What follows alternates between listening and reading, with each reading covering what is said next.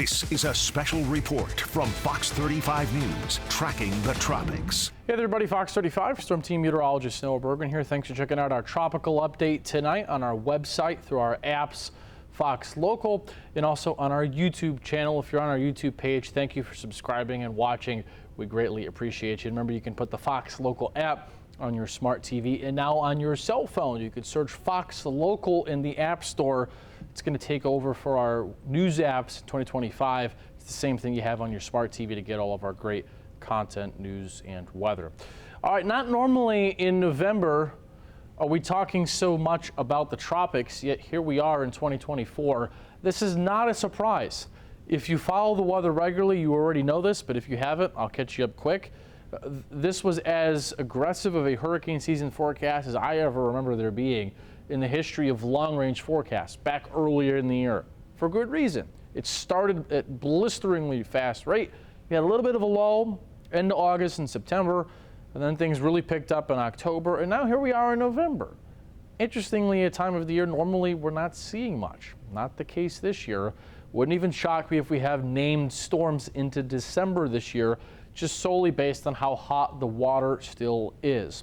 Here's our tropical wave we're talking about over the next week to a week and a half. It's already in the Caribbean, so it's pretty close to us, in fact, already. It's not like it's way out in the Atlantic.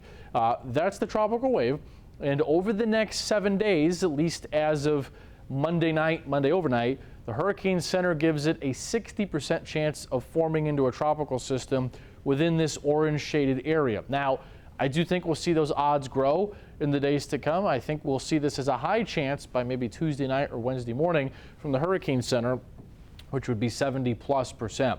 So the chance of a late season storm is growing. Long term, the track is uncertain for next week, but I do think we will see Sarah by the end of this week somewhere within that zone. And as a little zoom in for you, you can see, at least as of tonight, it is forming some decent convection. This has been a very robust tropical wave, really uncommon for how late in the year we are. It continues pushing to the west, and I think around that X is where it will form in a couple of days from now. So Sarah, Tony, Valerie, William, the next names up. We do expect this will form into Sarah, and if by some chance we go through Tony, Valerie, and William, we go to the reserve list, which is this. We start with the A-name storm again. No longer the Greek alphabet. Remember, it was the Greek alphabet in 2020. Remember, we had Delta, Beta, Zeta, everything else. Maybe it gave you some bad memories from high school math, grade school math.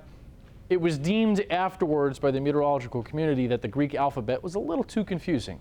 Obviously, because Hurricane Eta and Delta and Gamma, a little too confusing. So for now, going forward, it's no longer the Greek alphabet. It's a reserve naming list for every hurricane season. Why are we talking about the tropics still? Well, it's a combo of two things. One, the wind shear is what's normal for peak hurricane season, or in other words, it's incredibly, remarkably low. Remember, wind shear is what tears apart hurricanes. It's good for tornadoes in the Midwest, bad for hurricanes. It rips them apart. That combined with this, which is late August, early September level ocean fuel. Look at the ocean heat content. Look, I mean, it's like, should catch your eye how much red there is still this late in the season. And where I've circled in black is roughly where the water, just purely on the water, is capable of still supporting a hurricane, which is the entire Caribbean up to the Florida Keys, just off the southeast coast of Florida and through the Bahamas, and a little sliver there of the Gulf of Mexico near the Loop Current.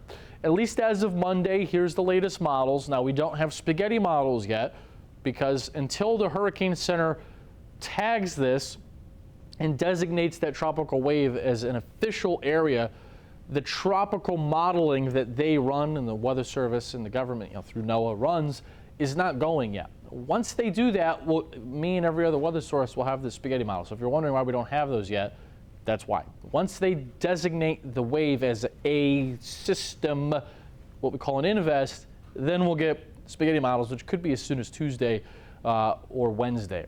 So that said, here's the global models as of today. The AI Euro in blue, the Canadian model in yellow, GFS in pink, and the Euro in red. Notice the general idea, just 30,000 foot view, is west, then north, then northeast by later this week, this weekend, then next week. Now, this is going to change between now and then, but notice Some are in the Keys. You see the GFS and the Euro are in the Keys. The Canadian model and the European AI model are up in north central Florida for next week.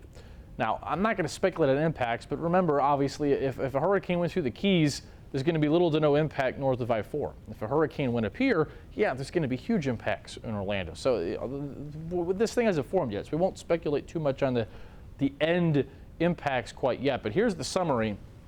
Development, I think, is probable by the end of this week into a system. Hurricane status by this weekend, very attainable. Again, it'll get the name Sarah. Long term, the track is uncertain for now. If you're into numbers, statistically, hurricanes hitting Florida in November are very rare. Not just rare, very rare. There's only ever been 3. Yes, I know you can make the argument, oh, we don't have records back since the Earth began. That's correct. We don't have infinite weather records that have been passed down. You know, we only have a finite scale of weather records on Earth, depending on where you are. But for hurricanes, it's about the mid-1800s, depending on, it gets a little gray in spots. But for Florida, in 173 years that we have actual documentation, there's only ever been 3 hurricanes that have hit in November. Kate in 85, Nicole in 2022, and this unnamed storm in 1935 in the Miami area. So will this be the 4th? It's way too early to know, but I wouldn't say it's impossible at this rate. Now, here's the summary, if you will, in a little clearer context with graphics. This zone is very ripe for development. Unusually low wind shear, very high ocean heat, in a favorable what we call MJO phase. That's the Madden-Julian oscillation. In English, what that means is that the air is either rising broadly in the atmosphere or falling. Rising air promotes clouds, rain, thunderstorms, which again lead to a hurricane. Falling air doesn't. Right now, the MJO is in a phase where the air is strongly rising in this part of the world, which means that combined with the low wind shear with the high ocean heat means that a tropical system should easily be able to form by the end of the week. Now, I've summarized all of the data today into 2 hopefully easy to read graphics for you all. There's 2 scenarios the way I see it tonight, and I kind of lean more towards scenario 1. If I had to pick at this very early juncture, I'd probably put my money on scenario 1. But we'll see. Again, we're talking about way early here in the game. Scenario 1 brings a system that forms this week, northwest, then north, then towards Florida. Now, does it go like this into the Keys? Does it go like this across the I-4 corridor? Does it go up here? I have no idea yet. It's way too early to be able to pinpoint that. But scenario 1 is something that enters the Gulf and comes at, near, over in the vicinity of Florida. Scenario 2 is the cold front that's coming on Friday that you'll feel the Saturday and Sunday in Florida, pushes in part this system and kicks it out and sends it out into the Atlantic. Now for Florida, it's no impact. For our friends in Jamaica, Haiti, the Dominican Republic, the Eastern Bahamas, Puerto Rico, could be a major impact. So it's not like it doesn't impact anybody. We're still going to follow for people there. But for Florida, this would be a nothing storm. It would move that way. But there's a lot of ifs for this to happen. The front has to go far enough south. There has to be, and you see I put here escape door in quotes, because there's going to be a dome of high pressure out there, and it's got to move out of the way perfectly at the right time this weekend to allow this to scoot right out between it, which is, it's kind of like closing your eyes and throwing a dart at a dartboard. I mean, if you're good, you could do it, but there's a lot of ifs for the scenario 2 to happen. There has to be the high move out of the way. This cold front has to move far enough south. System has to form a little sooner. Then it could escape out to the east.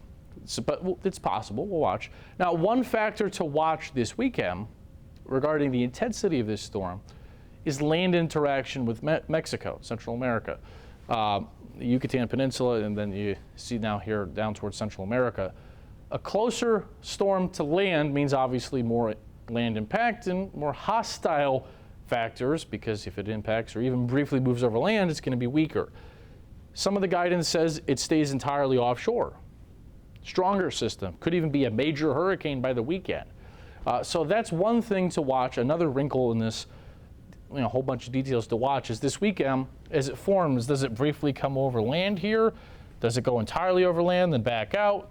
Does it not even touch land? That will dictate how intense it can get how quickly as we head into the weekend. So the bottom line here is there's going to be a system. If you have a vacation or a cruise planned, many people do this time of the year, Cancun, Cozumel, the Bahamas, Puerto Rico, the Dominican Republic, so on and so forth. Yeah, you probably want to watch this, especially if you don't have travel insurance. You're going to especially want to watch this closely because it does look more likely than not that there will be a hurricane in the Caribbean. And even if it doesn't impact Florida, it could impact significantly Cancun, Cozumel, Haiti, Dominican Republic, somebody in the Caribbean somewhere this weekend into next week. So in terms of Florida, is it possible it hits us? Yes, but it's one of several scenarios and it's way early in the game.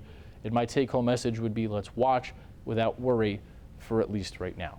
We'll have updates here on Fox 35 as we get closer, but for right now, appreciate you watching, and we'll see you on Tuesday on TV and online with much more.